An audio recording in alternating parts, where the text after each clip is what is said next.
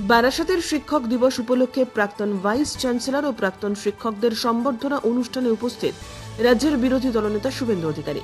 এদিন বারাসাতের সুভাষ ইনস্টিটিউটের প্রেক্ষাগৃহে আয়োজিত এই অনুষ্ঠানে উপস্থিত ছিলেন রাজ্যের বিরোধী দলনেতা শুভেন্দু অধিকারী।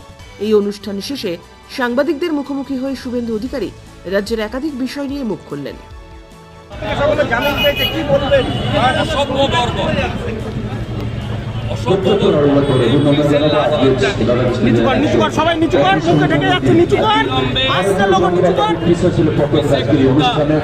সমস্ত বিশ্ববিদ্যালয়ের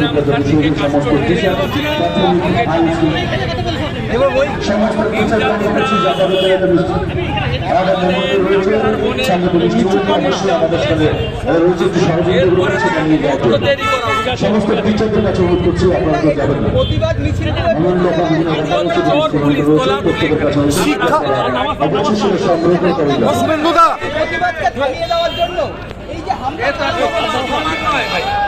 নবান্ন অভিযানে 200 জন জেল খেটেছে, আজকেও বেল পেয়েছে।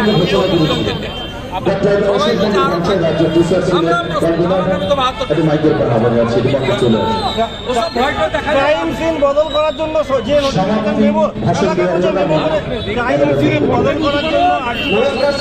যে ভাঙচুর হয়েছে মমতা ব্যানার্জি মোবাইল ফোন হেফাজতে নিলে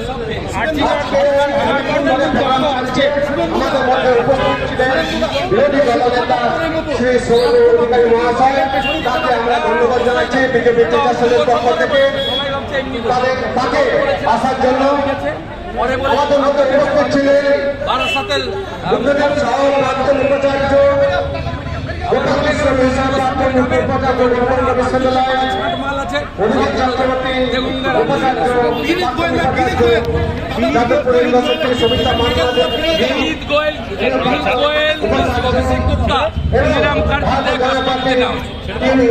পরিবারকে টাকা দিতে গেছে।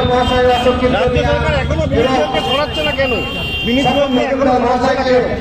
মমতা ব্যানার্জির নির্দেশে বিনীত গোয়েল করেছে, ওই জন্য ব্যুরো রিপোর্ট, উত্তরের প্রহরী।